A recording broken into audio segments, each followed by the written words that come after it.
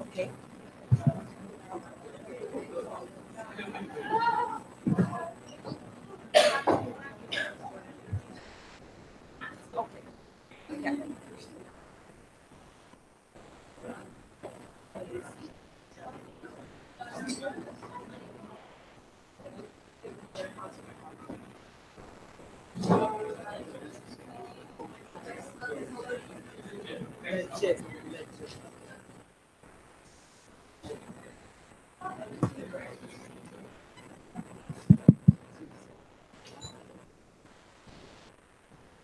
Shall we start?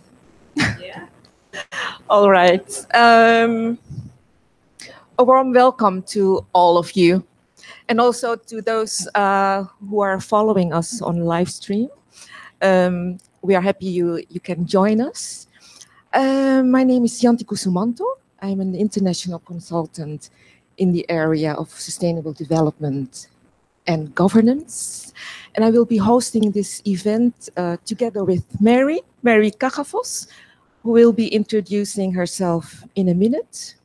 But first, please allow me to express our gratitude to Your Excellency, Indonesian ambassador to the Kingdom of the Netherlands, Your Excellency, Gusti, Wesaka. I'm sorry, your name is so long. I'll try it again. Your Excellency, Ambassador Gusti Agung Wesaka Puja. It's a marvelous name. Your Excellency, it's an honor to be here, and I think that I can speak also for the speakers, for Mary, but also for the audience. It's an honor to be here, and thank you so much for being so generous with providing this wonderful opportunity for us to share our thoughts in relation to, as you know, the climate conference in Poland, but while looking ahead at the coming climate conference later this year. Before going further, I'd like to announce some housekeeping matters.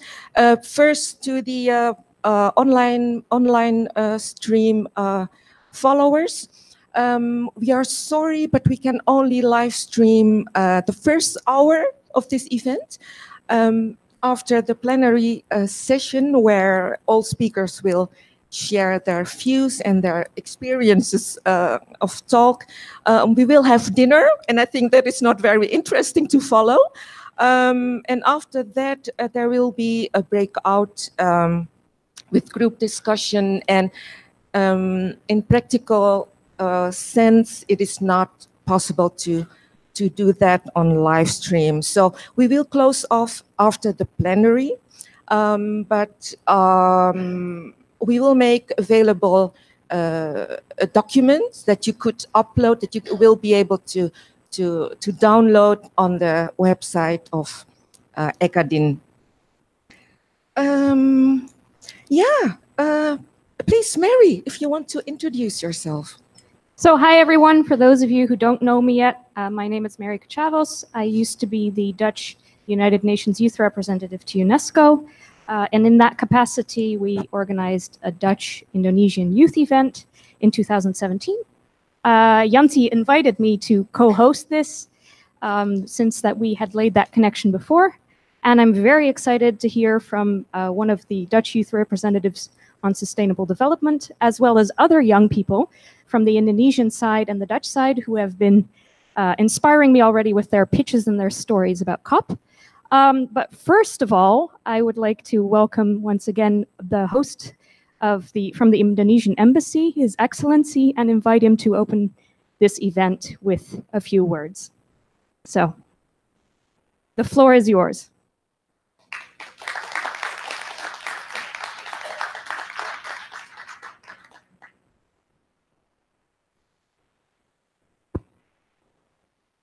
Thank you, Ibu Yanti, and Merry Christmas. What is that? Sorry. I heard it something like that. Thank you so much for bringing lovely sun today. Sorry, I came late because I just arrived from Maastricht, 3 hours non-stop driving, trying to catch up the event here this afternoon. Something good about being an ambassador. You know, you heard Ibu Yanti and also Mary address to me, excellencies, because you think probably I'm always excellence. Not necessarily, especially today, because I see even more excellent people in this room to present their view on climate change. But before continuing my speech, let me tell you some things. Global climate experts believe that over the next 100 years, the average temperature will, I ask you, A, get warmer, B, remain the same, C, get colder. Who thinks that the climate change will get warmer, A, B, remain the same, and get colder? Who choose A? Okay. Who choose B, remain the same? No one? Oh, there's one. And who thought getting colder? C. Oh, okay, only one. Okay. Well, the fact is actually, according to many experts, they believe that the world over next 100 years, the average temperature will get warmer. That's what the book said and what the research said. Well, this is the fact of life. I believe no one will stay 100 more years from now on. I don't know. But let's see. This event today, the discussion today will probably prove whether climate experts are true on their perspective in the future. Speakers, participants, ladies and gentlemen, goedemiddag. I'm so delighted to be here this afternoon, and it is such an honor for me to be part of this forum where young Indonesian and the Netherlands are together developing and understanding the core issues around climate change. Let me congratulate once again Ibu Yanti Kusumanto and of course Mary for organizing and initiating this event, the one who tirelessly encouraged the youth and raised their awareness in the field of climate change and environment. Those who read the book of Thomas Friedman, anyone in this room read this book? this book, especially the title, Thank You for Being Late. If you read this book, there are three what is called supernova will direct our universe in the future, which give a big impact to our world in the future. The first supernova is technology. It is a fact of life now that we have even very advanced technology in your hand, on your table, the mobile phones, and keep getting better and better. The second one is free trade or free market. That's the second supernova. The third supernova is what we are actually discussing today, is climate change. These three supernova will impact greatly our life in the future, as we have to take care of them very carefully. Dear colleagues, climate change is real. It's not something that we are thinking as an illusion, something as only a political debate. No, this is real things. Climate change is not just words. It is a real thing. Climate change is the defining issue of our time. And we, at a defining moment, we face a direct existential threat due to climate change. Climate change is moving faster than we are, and its speed has provoked a sonic boom, SOS, across our world. You see now the rise of sea level, burning forests everywhere, the melting of ice in the pole. It's a lot of fantastic moment that we see related to climate change recently. If we do not change, we risk missing the point where we can avoid runaway climate change with disastrous consequences for people and all natural systems that sustain us. Even in Indonesia, we witness unprecedented calamity, which I believe also very much related to climate change. At least last year, 2018, we experienced with unprecedented 3 times tsunami hit Indonesia in some part of Indonesia. Of course, we are not so proud of that, but this is a fact of life that we have to raise our alertness because of this climate change. We have the tools to make our actions effective. What we still lack is the leadership and the ambitions to do what is needed.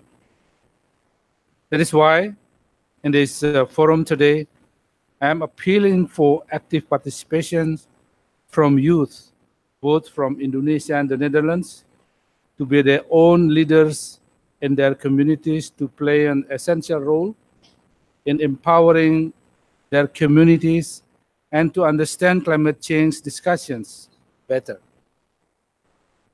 Youth can also contribute to advocating for the continuous nurturing of the environment and take an active role in implementing climate change adaptation and mitigation projects and activities in their communities. Dear colleagues, as an archipelagic country with more than 260 million populations, Indonesia is very vulnerable to the impact of climate change, considering that 2/3 of Indonesia's territory consists of water. There are 17,000 islands. Many are small islands. 60% of our citizens live in the coastal areas, and 80% of natural disasters are related to climate change. Remember, for Indonesia, water is connecting all of us, not separating. That's why in any unfortunate event or calamity in one island in Indonesia, this will give impact to other islands because water connects us everywhere now.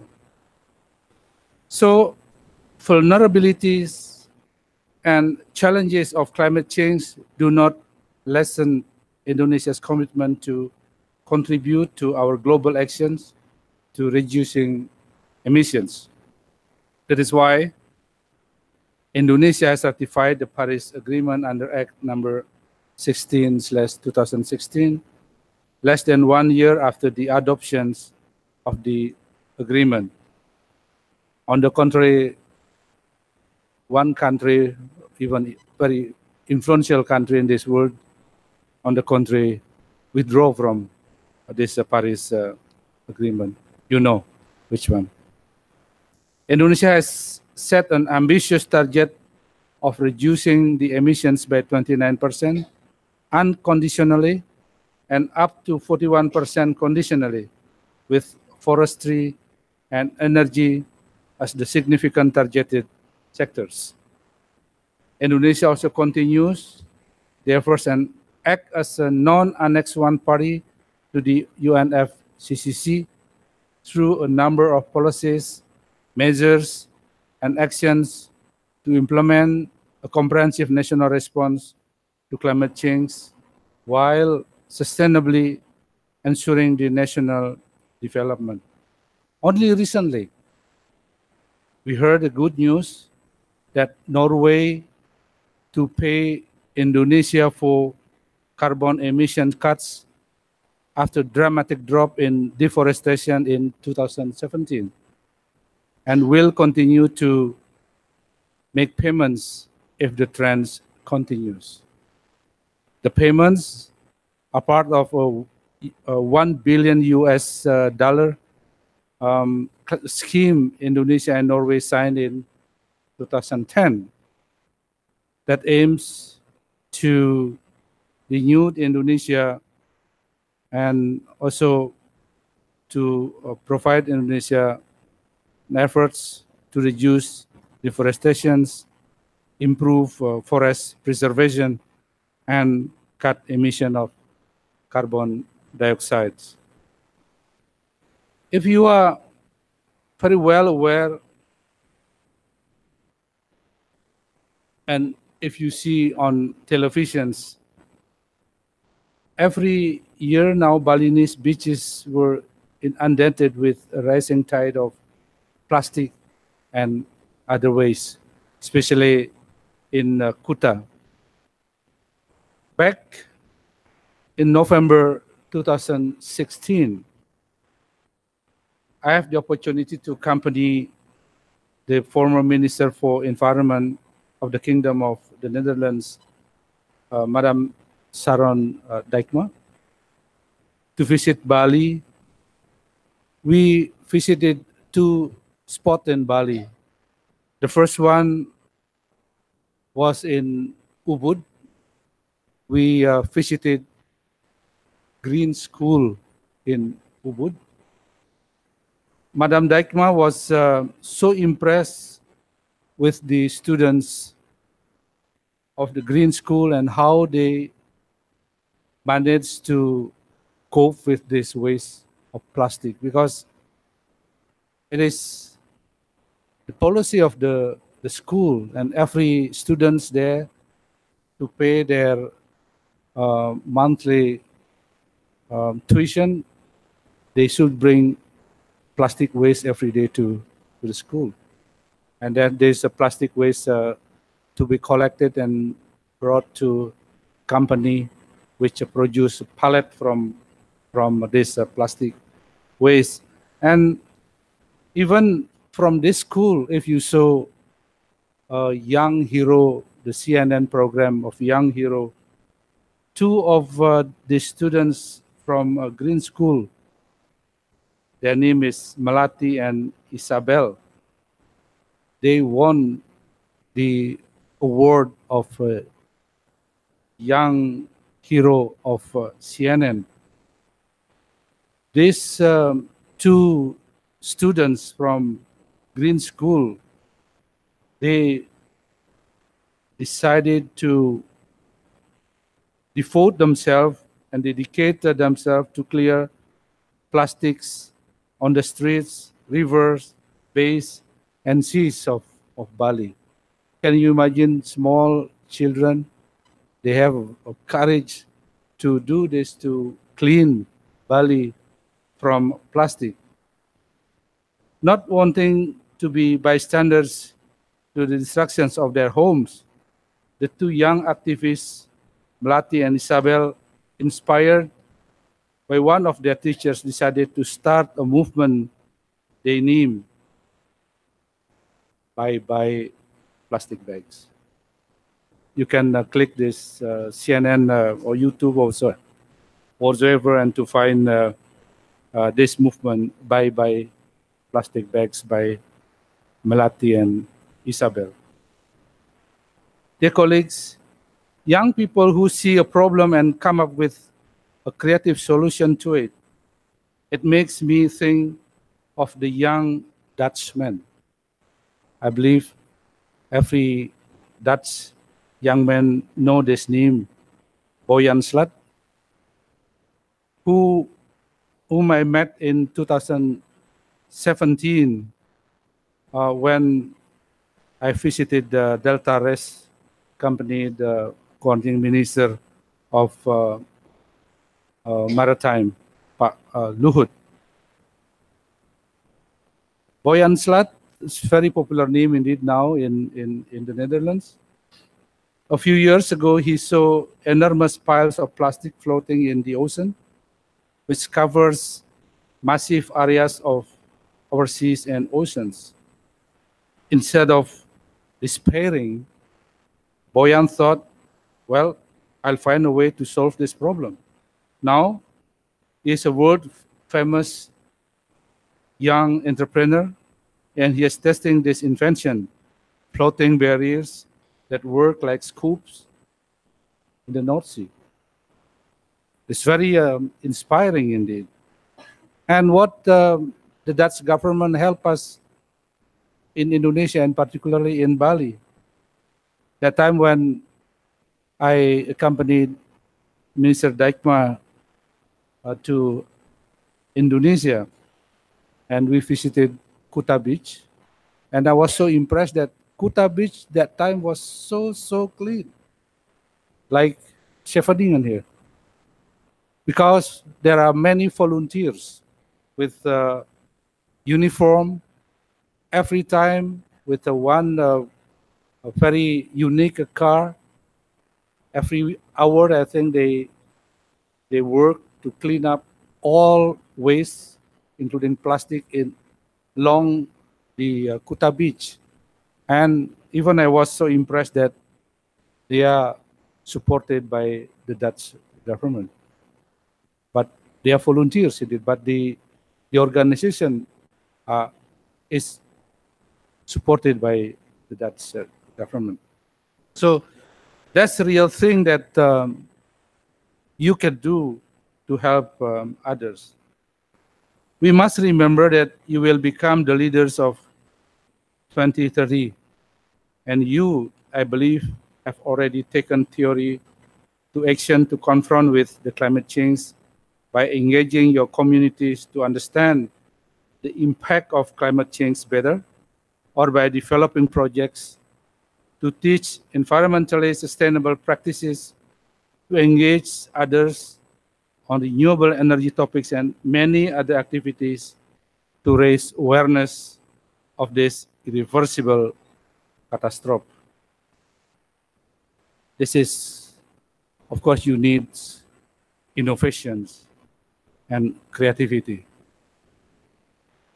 Because I remember what Steve Jobs said, that innovation and creativity will determine whether you are leaders or followers.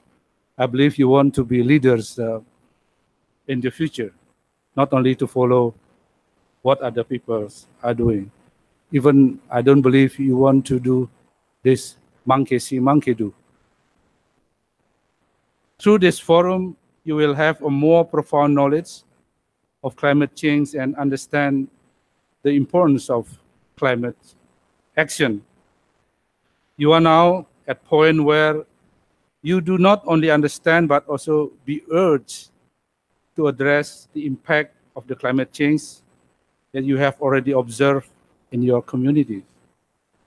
You have the tools of communications and will be able to become actors of change in your communities through actions, project development, and implementation. What you need is a strategy of amplifying. I think the Dutch is very good in creating this strategy of amplifying. This is one part of what is called flip thinking. In that is called omdenken. Finally, I hope in this forum can provide space for participants to share with others your observation, views, and create ideas. The wind is blowing. The wind of change is blowing, indeed, including the climate change. And what you need now is courage.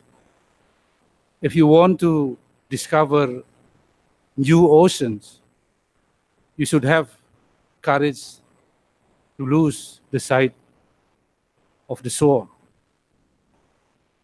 And I believe in these efforts to find creativity and innovations. Don't think that those who create the first wheel is a genius. No, he's not the genius. The genius one is those who create the 3 other wheels. That's what we have now, those development cars, etc., except bicycle.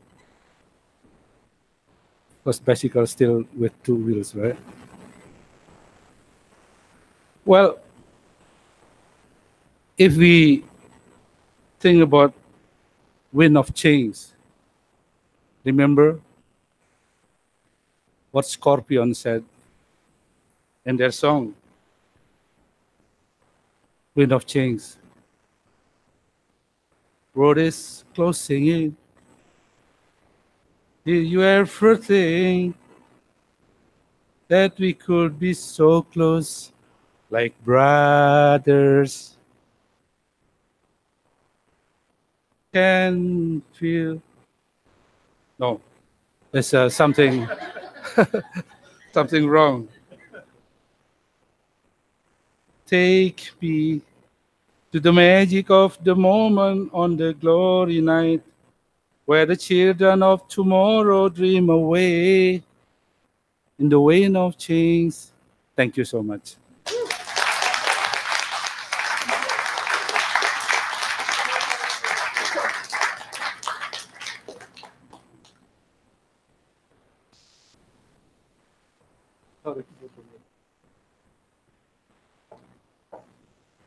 Thank you, Your Excellency. I keep calling you Excellency. You're too humble. All right, so yeah, so you've come to listen to some inspiring young people who have had the chance to be at COP the 24th COP last December. Yeah, so just a short introduction from me. just to give you some flavor of what COP is about, and to put some context.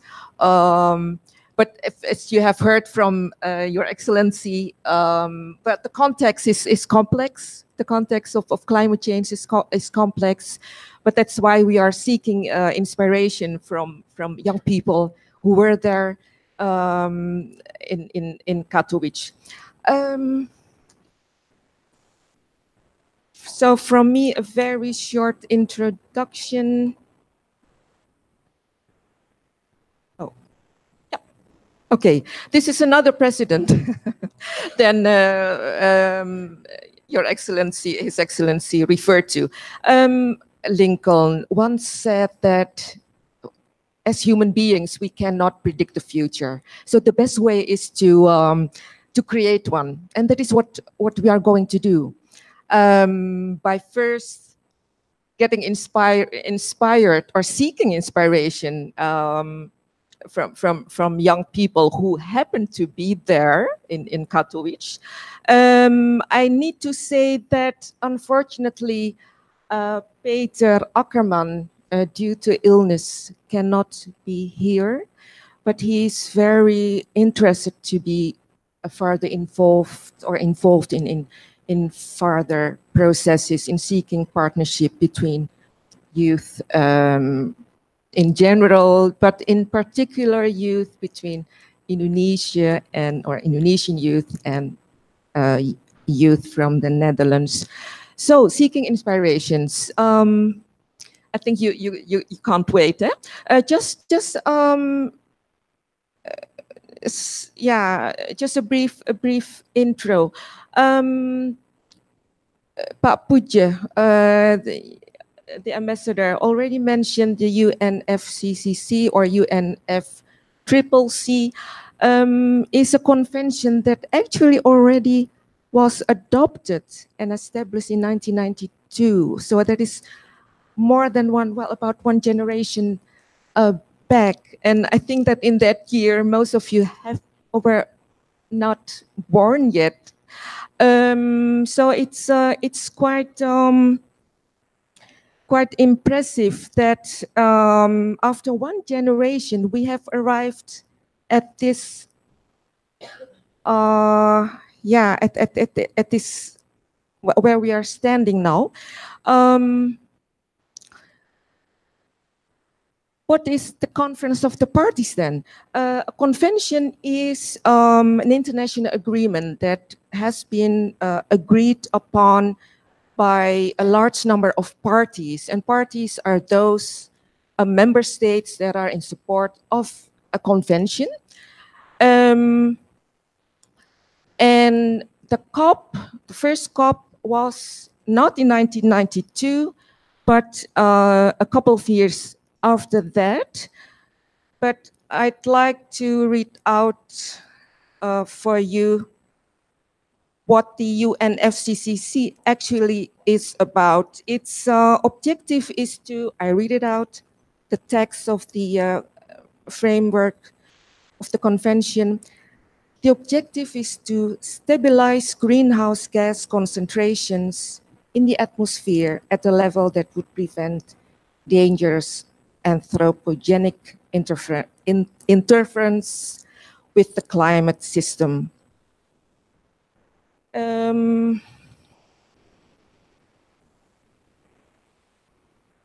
So then in 2015, after subsequent COPs and many international meetings on climate change, member states or parties felt that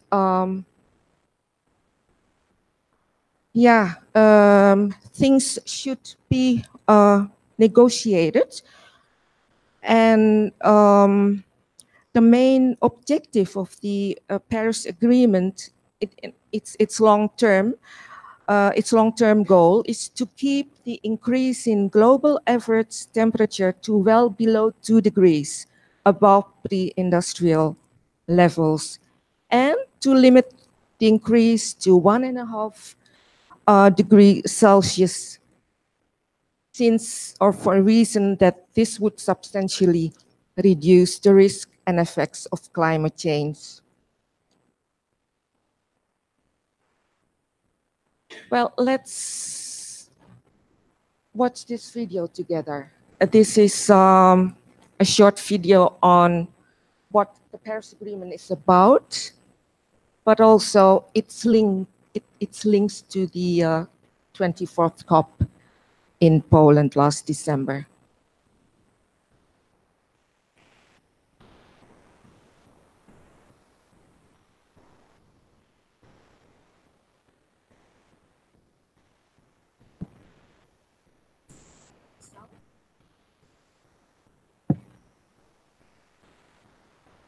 The science is clear. We are not yet on track to avoid the danger ahead. 32 pages must be turned into real action on the ground to curb climate change and adapt to its impacts. At the next UN summit, countries should do 3 things to speed up this journey: finalize rules for the agreement, decide to raise their ambition, and invest in climate solutions. First, we will need a strong Paris rulebook with one set of guidelines and a schedule for reporting and reviewing progress, so that all countries can deliver their goals on time and with confidence. Second, this year, countries must also get on board with strengthening their commitments by 2020. They need to step up their ambition and work together with businesses, cities, and citizens to capture the economic and health benefits of a cleaner world. Third, unlocking climate finance is critical, especially for developing countries that need support to realize their plans and accelerate the transition. At COP24 in Poland, we can get on track to a more prosperous and sustainable future by setting the Paris Agreement in motion through clear rules, finance, and ambition. The journey continues.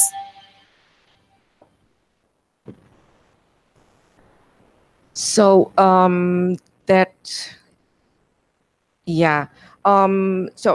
that was the link between the Paris Agreement and the last COP in Katowice, and this video was prepared or was produced prior to the COP itself. And let's hear now from the young participants of COP what they have observed or what they have experienced while being there. Yeah, Mary, could you please facilitate Here I am. the process? So we were going to do this in alphabetical order. So Annisa, first of all, I'd like to give you the floor to speak about your experiences. I believe that you're here partially as a representative of the UNSID. There was supposed to be a screen here that was supposed to show me the beautiful abbreviations of your position. But I believe that you're involved in disaster risk reduction and you were at the COP. So please tell us your experiences. Thank you, Mary, for the introduction. Hello, everyone. Thank you for His Excellence to be here and also to facilitate our discussion today. I hope that I will not disappoint you, but I stay at the COP for only one day, on the 14th of December. Apparently, sometimes due to older age means that you have more responsibility. I have to bring my 15 years months old, 15 years old is easy, 15 months old baby to the COP 24, which is not an easy task. But I'm very glad that I was there as one of the speakers in the side event, which was organized by the Indonesian pavilion together with Triyanti and also the Energy Academy Indonesia as well, on the topic of young-led climate partnership for climate change adaptation. Then my experience was very limited to that side event. I was there as the representative of the young scientists at the UNISDR Global Science and Technology Advisory Group on Disaster Risk Reduction, which is a platform for scientists to give advice for science policy interface processes in disaster risk reduction, which is, of course, very much linked to the sustainable development goals and also climate change processes. So I speak on behalf of young scientists and also due to my role as well as a young scientist researcher at the University of Amsterdam. I guess my role there was actually to give some kind of short pictures on the role of young scientists. That we know there's a lot of young scientists already doing their research, students already doing their projects in climate change in various issues. If you talk about climate change, it's a very vastly diverse topic. Like you can talk about water management, all the impacts, disaster risk reduction, sustainable development, urban development, and the list will continue. But the problem is that this research are yet to be collected and also to be utilized in an optimal way for synergy. If we talk about climate change, we also have to talk about sustainable development goals and how these actually two processes are linked. It's still very abstract at the global level, and of course that will actually affect the way we work in the national and subnational level. And the other thing that I pointed out during the session is also about the importance of avoiding silos. That we are all in an interlinkages process, that we have to actually know where are we going with our roles. In my role as a young scientist and also youth activist, we have to have one interest in terms of climate change mitigation and adaptation, and also to achieve sustainable development goals, and be flexible in terms of the way we work. And in that sense, partnership is something that is very important in this sense, because then you get to work together in a more transdisciplinary ways with people that are working in different fields, but also have the same agenda to achieve sustainable development. So the experience that I have there, actually I see a lot of excitement from the participants and also from the panelists, and we have also a lot of people from the government of Indonesia as well, and the government of the Netherlands, and other people that just joining in the side event. I see that there is a sense of acknowledgement that young people is indeed very important in this all climate change mitigation effort, the climate action. But then the concern that I have after having that event is that it's very limited. It's very short event. We have only maybe 1.5 hours. And what can we bring from that event to actually achieve greater objectives? I think one of the concern is regarding the political will from the government.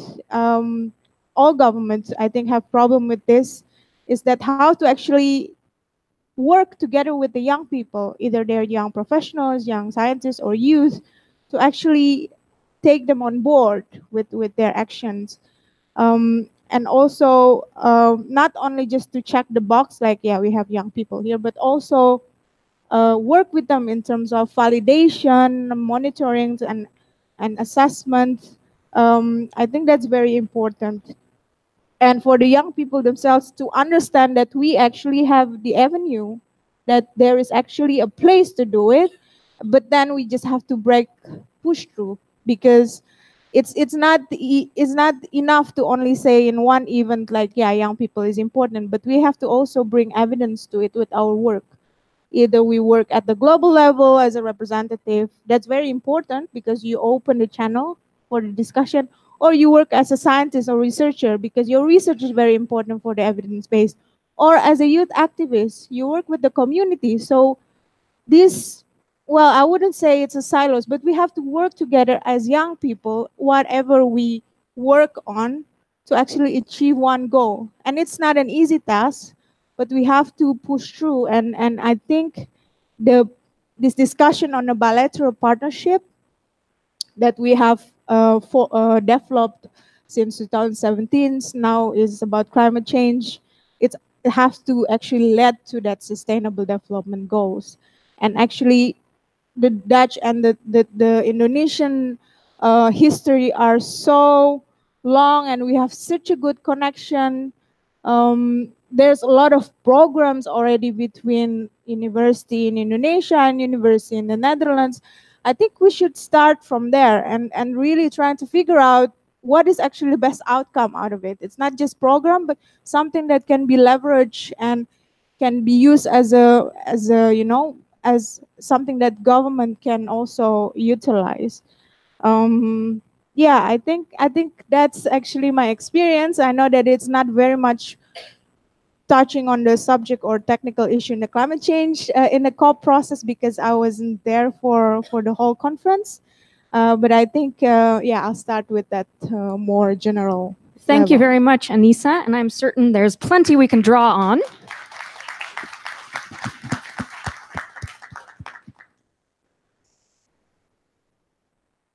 The live stream requests that the next person that gets the table stands up and takes a place somewhere in this area, I believe.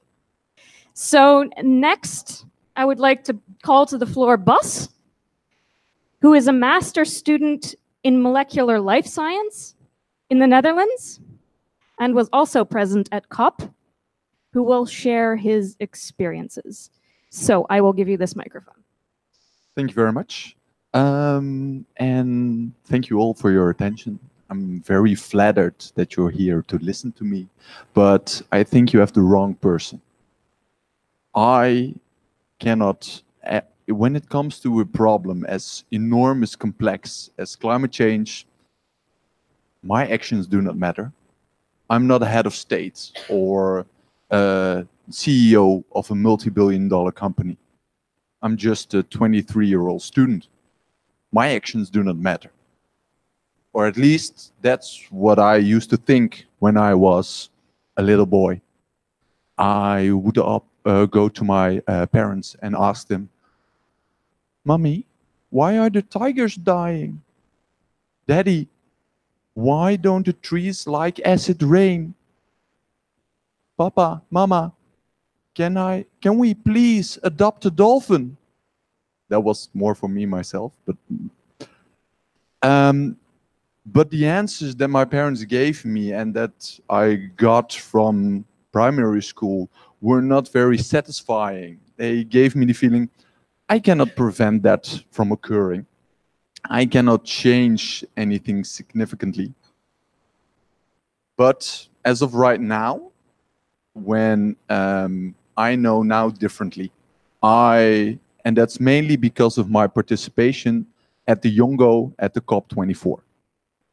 So Nila and I went as student observers on behalf of the Radboud University in Nijmegen to the COP24. And we got some instructions on the things we could do there. Maybe have a look here or there, but we were mostly given the freedom to observe and do anything that we wanted to. So on the first day, we went and joined the Yongo, the youth constituency of the UNFCCC, together with the Bingo, the Ringo, the Tungo, and the farmers and some other constituency. They have a place at the negotiation table.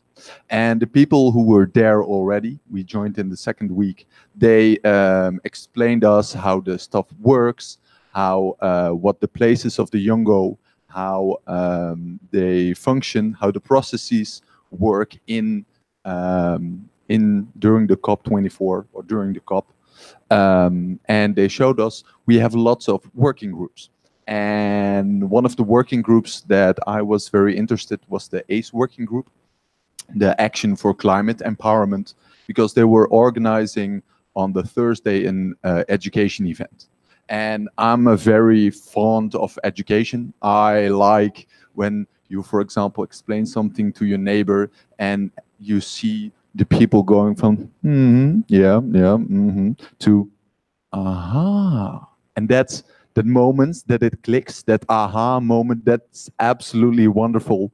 And I would like to see that much and much more. So I went to join the ACE working group. So I got to work there, be productive in the ACE working group. And during the week, there were lots of very fun activities, things that we did. We got free vegan food, which was very delicious, from an activist group who was there. We met Sustainer class, who was judged people, or they were nice or naughty, being on sustainability. We danced on the energetic music from Fiji. We met a lot of inspiring people, and we got fed lots of cookies from someone from the Polish government, and lots of cookies. But beside all this fun stuff, we also did a lot of productive things. We organized the educational event. We wrote together on a statement, an intervention for a high-level segment where all the negotiators were speaking. We organized the event. We selected the speakers. We organized the cultural start of the event, which was from students from the Green School in Bali, which I heard the ambassador talk about. And they helped us start the event, and we selected the speakers, and also touched upon the art that was involved in climate activism. So we did a lot of stuff, a lot of things organized, were very productive there. And before that week, we didn't have any prior context with people, like you could do this, you could do that. We all, at the events itself, at the COP, we started with the activities. So, and we did that going to people, I want to do this, can I help you with this? So I would advise you to be active in your pursuits, because nobody is going to ask you to change the world. You have to do it yourself. And that empowering feeling that I know that I can, that my actions do matter, and that I can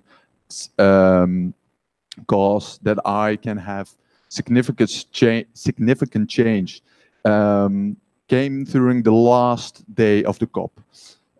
Some of you might have known that the negotiations were very difficult, very tough, and going on for hours and hours. So we at the Yongo, we gave a statement, a closing statement, which we were there as well.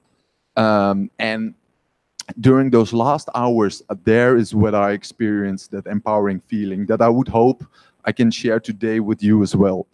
The negotiations will keep getting postponed and postponed, because every country has to agree, which makes it incredibly slow and difficult to agree with everyone. So the negotiations were getting very difficult. People were cramming from one room or running around to the next room to talk with, having a bilateral here and talking with that country there. Oh, and they said this, and we want to do have change to do these texts. So they, during that chaos, I saw a somewhat elderly man. He was coming out of the negotiating room, and some assistant gave him a cup of coffee and chucked it away, and gave him a strawberry jelly croissant, and he within 3 bites it was gone.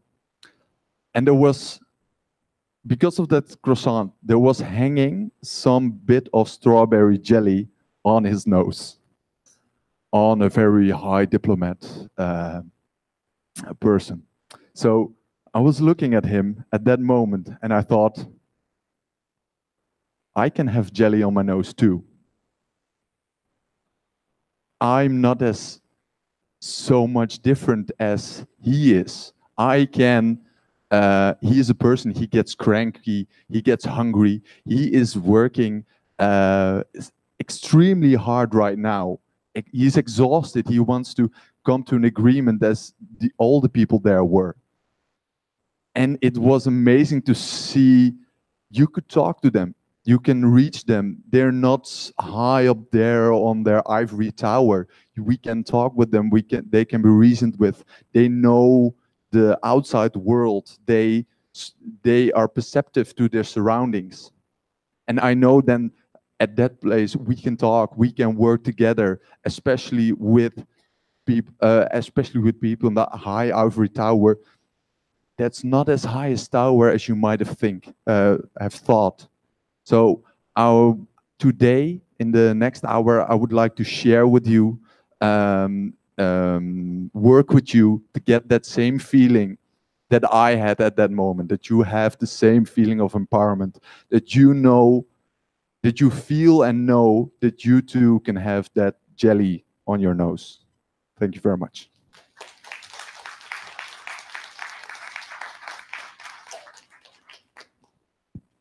Thank you very much, boss. So next I'd like to call Eefke to the floor, the Dutch United Nations Youth Representative on Sustainable Development, and the floor is yours.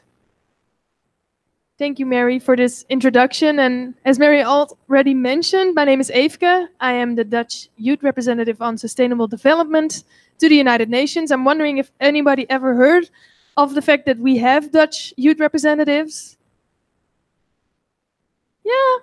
Yeah, over there, few hands. Okay, so I'm one of them. I'm the one on sustainable development. We have more on human rights and security, but I only have 5 minutes, so I'll skip that for now. So I had the honor of being at COP24, and it was actually my first UN conference. So I got elected the 5th of November. As youth representatives, we get elected, so you can vote. So if you didn't know, you know it now. So I got elected the 5th of November, and I traveled to Katowice, to Poland, the 28th of November. So in the weeks before, I had to prep myself to really be able to represent the Dutch youth at COP24. And as you can imagine, COP24 is pretty big. It's United Nations. I went by myself. So I had a lot of prepping to do, a lot of documents to read. I mean, of course, I read about the Paris Agreement, but have you ever really truly read everything in a document? I can say now I have. But besides the prepping, I went there, COP24, and I had a very special role there. I was able to sit down with the Dutch delegation every morning, listen to what the Netherlands was doing there, what they were discussing. I was able to go into almost every room. And like Bas said, there were a lot of young people, and I also joined these young people in the meetings, and I met Bas and Nila there as well. Had really interesting conversations. There are a lot of side events being organized at COP, at the climate negotiations, just to give people more insights in what countries are doing.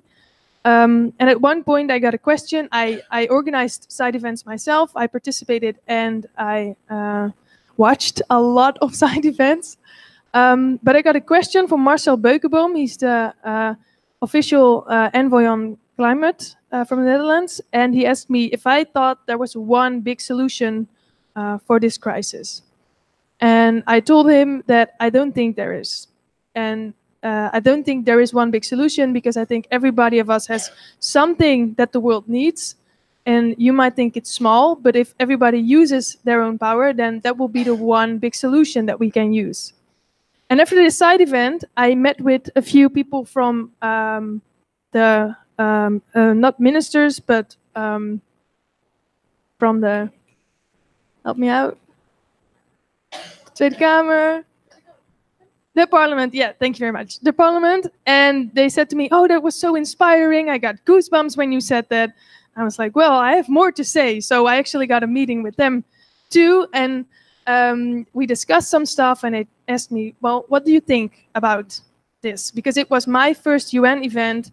So I was kind of new, so fresh eyes, especially as young people. we have the power to look at things differently. So that was the power I tried to use with the people from the parliament as well. And I told them, well, what I see is that people are pointing fingers a lot. Like, you should do this and you should pay for that. And I don't know, just the pointing finger every time. And I asked them, like, well, maybe if we turn the finger around and you start looking at what you do yourself, then we might be able to have a different discussion. And one guy from the parliament, he was like laughing really hard and was like, I'm going to use this in the parliament myself because I do this all the time. So I think that even though it's maybe small impact, the impact I personally had at COP was also in the conversation human to human, because they're all humans in the negotiations. Like Bas said, with the jelly on your nose, good example, by the way, thank you for that. They're all humans. In the United Nations, they're all humans, and change starts with changing human behavior. Let's see if I did any more interesting stuff. Well, the COP was full with a lot of surprises. It surprised me that the buffet was full of meat. We had sausages, only sausages. We had to look for maybe half an hour before we could find bread and something else. And I'm a vegetarian. A lot of people there were vegan. So that was really interesting. And as youth, we picked this up and we started working on this. I'm in contact now with a lot of young people trying to push the agenda on food within the United Nations, because it's an area where we can use change as well.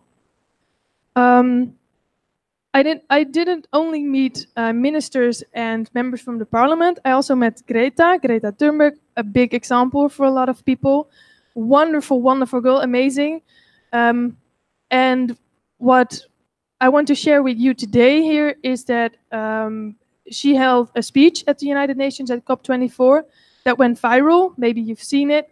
She was saying that politicians should step up their game and they're behaving like children, which is very brave to do in front of all of these people. But afterwards, we saw her walking around and some sort of hiding behind an elevator because people were so asking so much from her. And what I learned from COP is that we as youth, but we in general, have to be a strong support system for each other.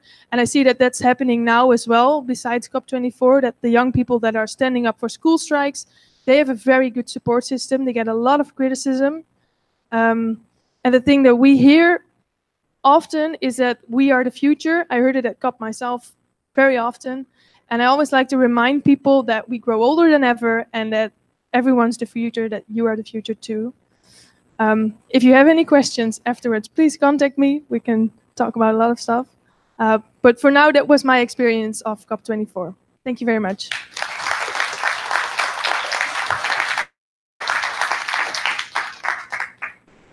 Thank you, Eefke. Great to hear about your experiences. So Kamia, if you'd like to come forward.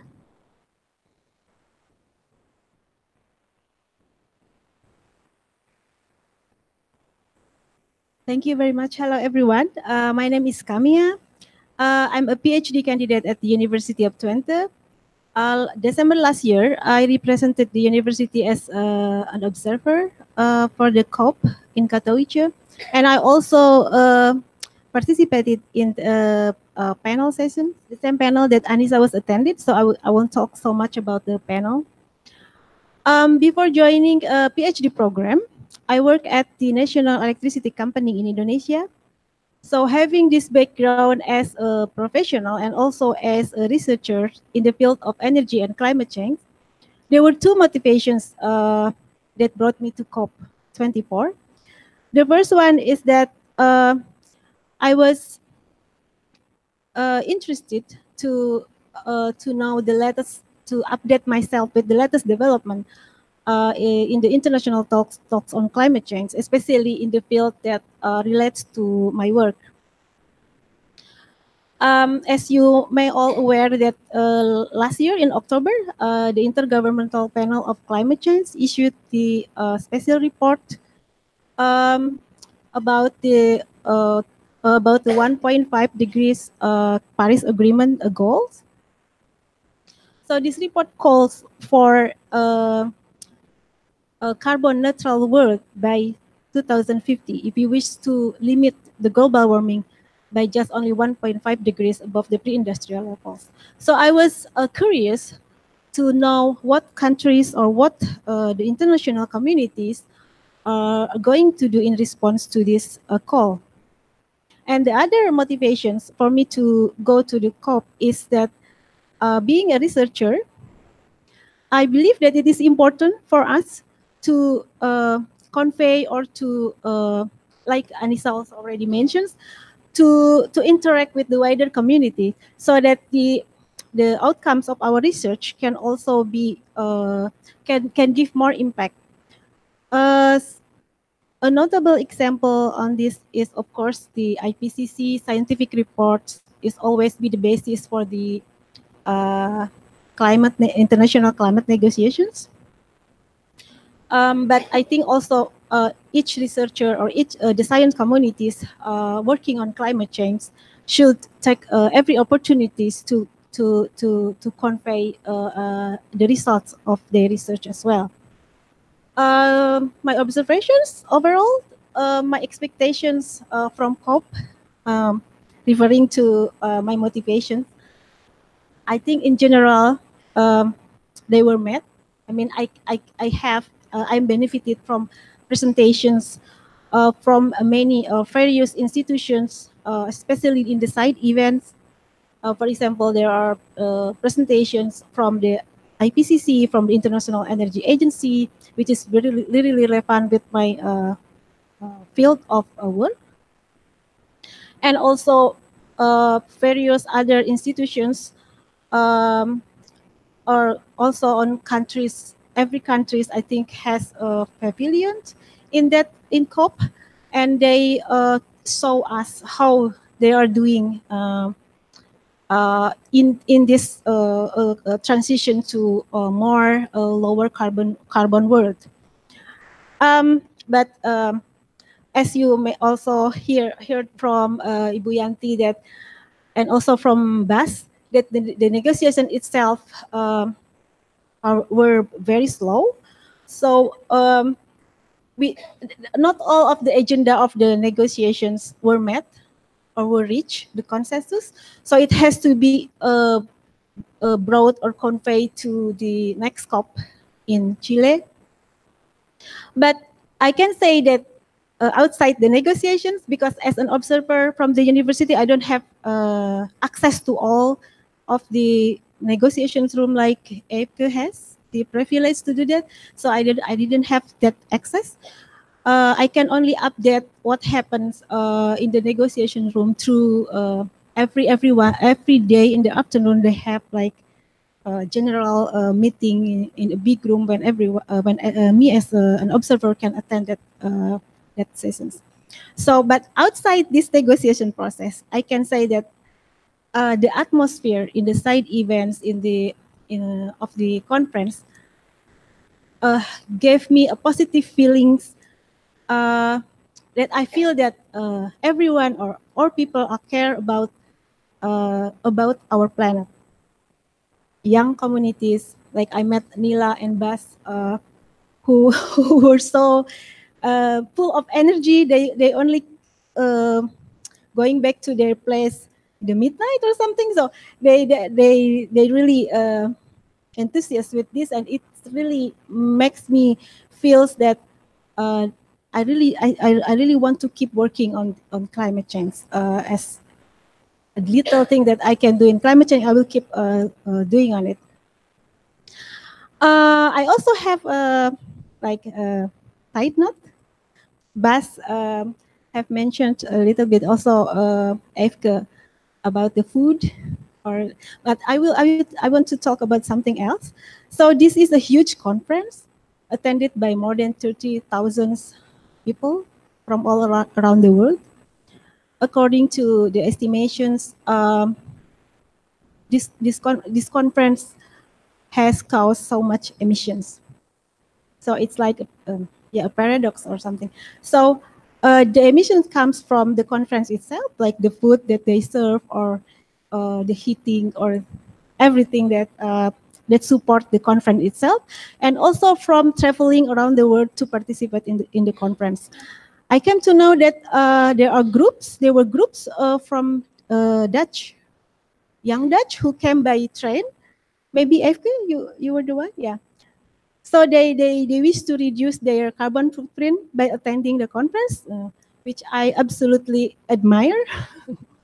But I can imagine that people from Indonesia, for example, they didn't have that possibility to go to Katowice by train. So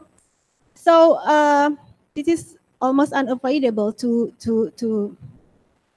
not emit emissions to travel to climate change conference. So, but there is one way that we can offset our carbon footprint for attending this conference. For example, by supporting low carbon project or clean project, by, for example, by buying certified emission reductions from clean energy projects somewhere in developing countries. So by doing that, if all the attendees of the UNFCCC conference offset their carbon and can become like UNFCCC COP can be an example of a conference with carbon neutral conference, that will be a very one step to be an example for the other conferences, because after all the COP talk about climate change, so it has to be start from COP itself to give example from the other conference. So that was my observations or my experience in COP. If you wish to know more, you can always approach me after this. Thank you. I will give the floor to the moderator.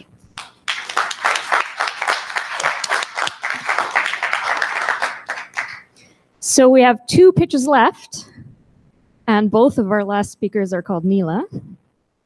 But first of all, I'd like to call forward Nila Kamil to speak to us.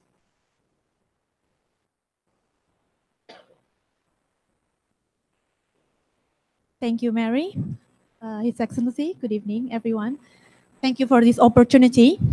I'm going to talk about the thing that brought me to COPs. So I have attended some COPs before. First thing is transparency. Of course, transparency in climate change, which is the topic of my PhD research. I'm a PhD candidate at the Wageningen University of Research. And in order to be transparent, I'm going to let in a secret. I'm not that young. I have children, but that is more so the reason that I'm very passionate about climate change, because I want to leave my children and their children's the future that we can all live in, a sustainable future. So as I've said before that, my involvement with climate change was started in 2007, actually, when it was the Bali COP in Indonesia. I didn't go to Bali, but I joined the pre-COP in Jakarta. And then I attended the big COPs, like the milestones, the COP in Copenhagen, which is dubbed as a failure, and in Paris Agreement. And afterwards, I attended every COP since Paris, because it's part of my fieldwork for the PhD research. Now back to transparency. So I'm looking at transparency in climate change in terms of what governments are doing. So this is not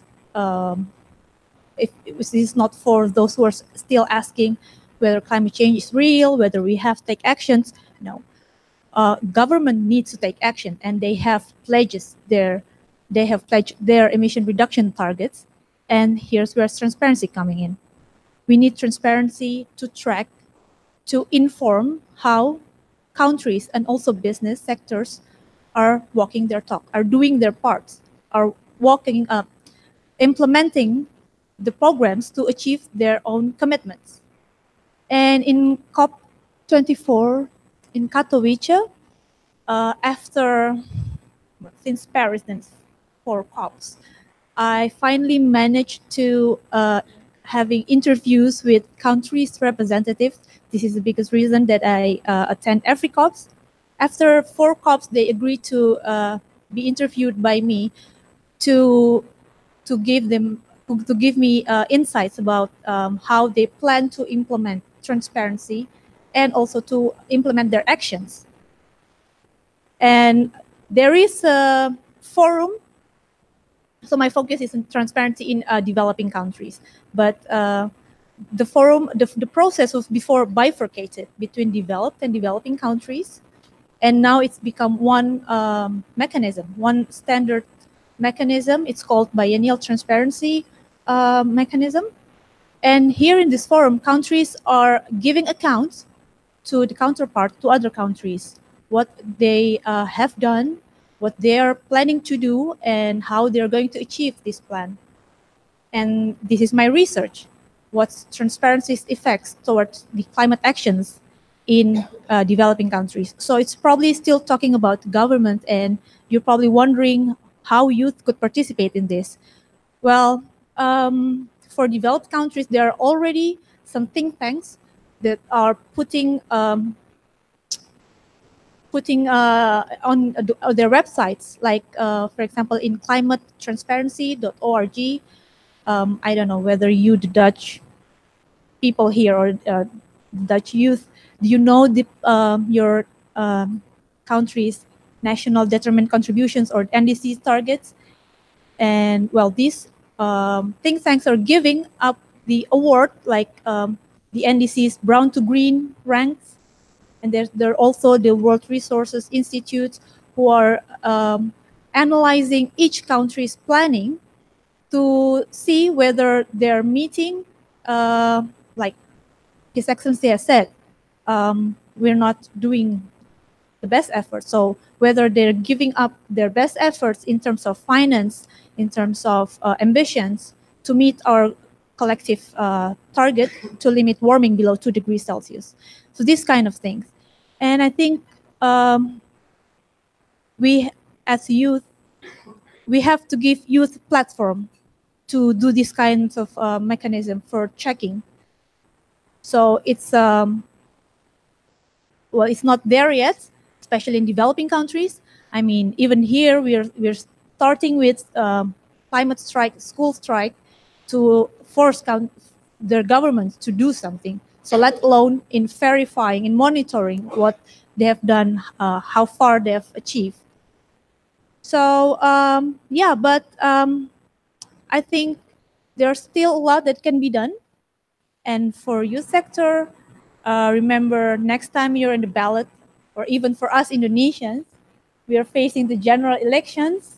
And I hope this will be, we can bear in mind what kind of government that we want that will uphold climate change in their administrations for the future of generations. And if anyone else would like to ask me about my research, please do so. I will be happy to inform you more. Thank you.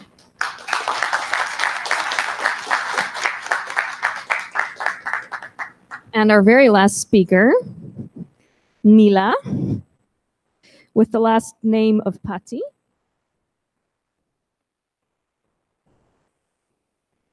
So this is our last speaker before I will quickly summarize things and we'll go to dinner. But hang on with your energy and give her the floor with your full attention. Thank you. Thank you, Mary. Hi, everyone. If I say hi, everyone, you say hi, Nila. Okay? Hi, everyone. Hi, Nila. Thank you. Yes. Here is the perk about being the last speaker. Either you're hungry, you're sleepy, or you just want to go home, you know? So, so now I would like to ask you to do one thing for me. I would like to have you to stand up for me. Exactly. Thank you. Thank you.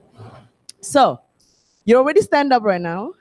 And now I would like you to think, I would like you to remember when you were a kid, I know in every single one of you, you have a dream for sure. Like when I'm grow up, I want to be this and that and that. And now think of it. If your dream changes any time on the whole through life that you have, you can sit down. So I want to see all of people to sit down. No? People doesn't change their dream stays? Yes? Whoa, that's amazing. What a determination. Thank you. His Excellency, your dream stays, like you want to be ambassador since you were a kid. Lovely. This is amazing. Thank you very much. Thank you. So all of you can sit down. Thank you. Like for me, my dream changed a lot. Like in the beginning when I was a kid, I want to be a singer, I just want to be singing. And then it changed to be, I want to be a scientist. So that's why I came to the Netherlands to do my study of medical biology. And it changed again when I'm in the Netherlands. I said to myself, like, you know what? This is what I want to do right now. I want to do one good thing every day for the better of the earth. And that change happened 3 years ago. 3 years ago, I decided that I do not want to use anything that has single plastic on it. So I want to, like not use anything. So this comes with food packaging and new clothing. Your clothes has plastic on it. So let's start with that. And the lifestyle is called zero waste lifestyle. I don't know, some of you might heard about it or some of you might know about it. Yeah. So I start with zero waste lifestyle because I have enough of our wasteful system and I want to take it personal, But my efforts stop the moment I get out of my house because you need cooperation, you need collaboration to accelerate the progress, right?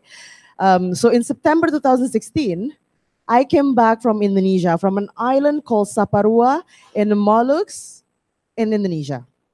I did a half-year research on plastic pollution on small island. And this research opened my eyes about our plastic problem. So plastic is not just a problem of an object. This is not just an object. This is a system, a whole manufacturing system, a whole packaging system.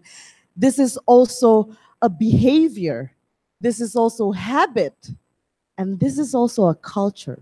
So it's a very wicked problem with the plastic pollution. And I want to solve this, right? So when the opportunity came and Bas told me like, hey, Nila, there is a COP24, you want to join, And I'm like, okay, let's do this. We got to go. So we go to the COP24 because I feel that, okay, I want to see what's going on the negotiation, on the decision-making globally. And I want to bring this plastic pollution problem to the world, let's say. I go there. And our title in our name tag was an observer, right? We were an observer. So as a good observer, I check on the schedule on the COP24. It's a huge event. There's so many things going on. And at a certain point, I was like, I want to split myself into 16 Nila so we can just, join every single event that is there. But that's not possible, of course, because I will die. But, and then I have to plan ahead. I have to plan things that I want to do there. So I plan to be a good observer, to listen, to write, to connect with people. And once I'm done, I go home and I just make a summary of the whole thing, right? Well, I came there on the second day on the second week with Bas.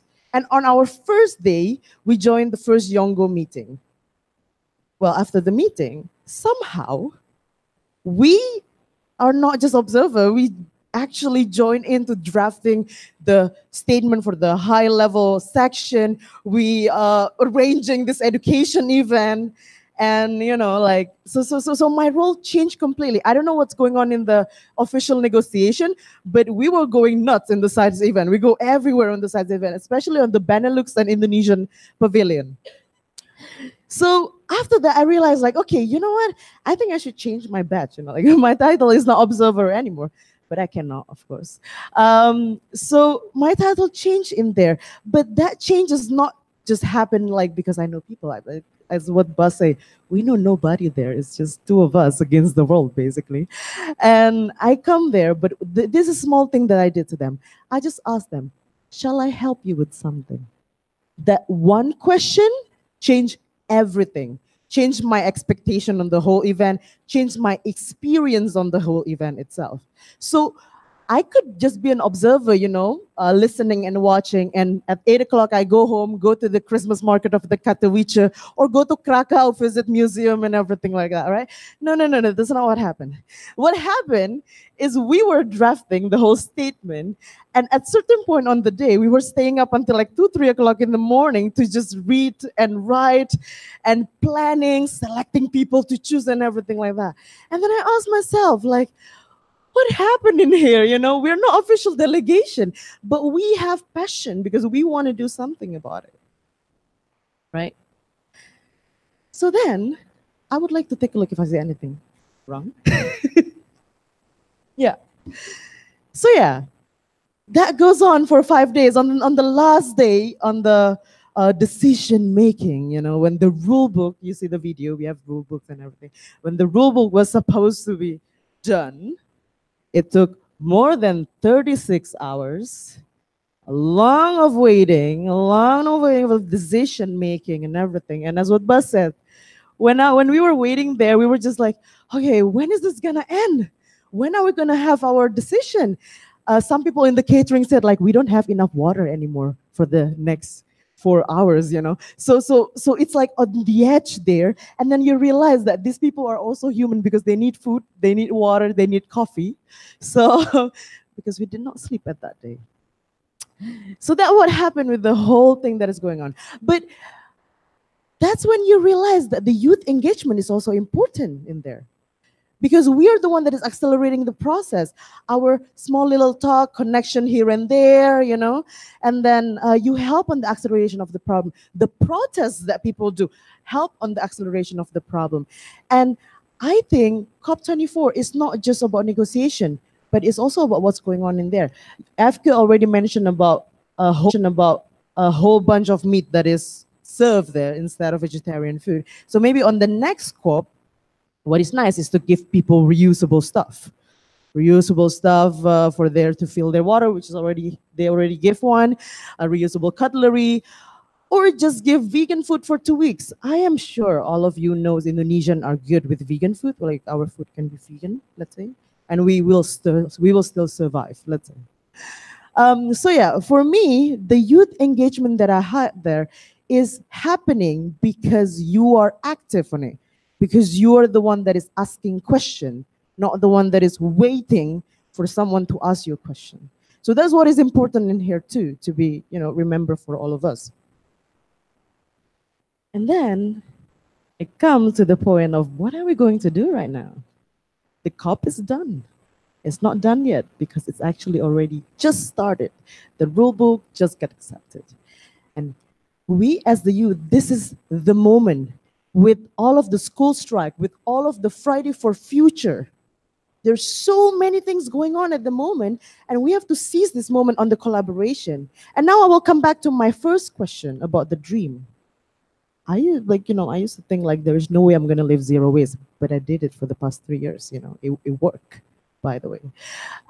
So now let's go back to the dream, and let's make the dream become vision, become reality in that kind of sense on the youth engagement with Indonesian and Dutch youth. Because everything starts with a dream. Everything starts like you want to do something about something, and then you just connect with someone that knows something, and then something happened.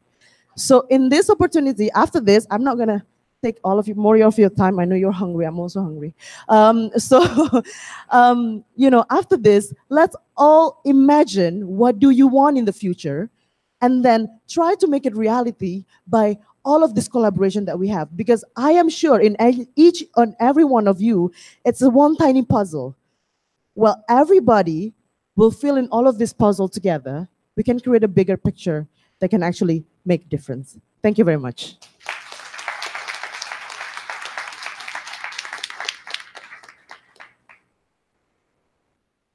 All right. I think we need a moment of silence to let that sink in. Are there any questions? Or is this just a lot of hangriness that needs to be given an outlet? Okay, I suggest that we first break for dinner. I can then give like a 5-sentence recap of the points that you brought forward, and then we'll break into groups. But we'll get back to that process, or would you like to divide your groups right now? Okay. I think it would be more practical to organize ourselves into groups first, and then get our food. Go back to your own group where you take the meal. I'm looking for the embassy. Is that okay? So that we also have our food here. Is that okay? Yeah. So I think that would be the best way to do. So grab a chair. Look for the facilitators who were speakers, who have spoken just now. There will be two groups here in this space and one group in the adjacent room. You just have to group yourself around the facilitators, couples of facilitators. Just for your information, there will be three groups. The group one will be facilitated by me and Eefke, and we will take the cafeteria there spot. And the group two will be Bas and Nila Kamil, and they will be here on this side of the room. And the third group will be Nilapati and Kamia will be on that side of the room. So to be practical, I think we just grab our dinner and chairs. Choose whichever group you want, but it's the same. We're gonna talk about the same thing, but just divide it into three groups. Well, it would be around 15 people max per group. Yeah, even fewer. Maybe 12 per group. Thank you.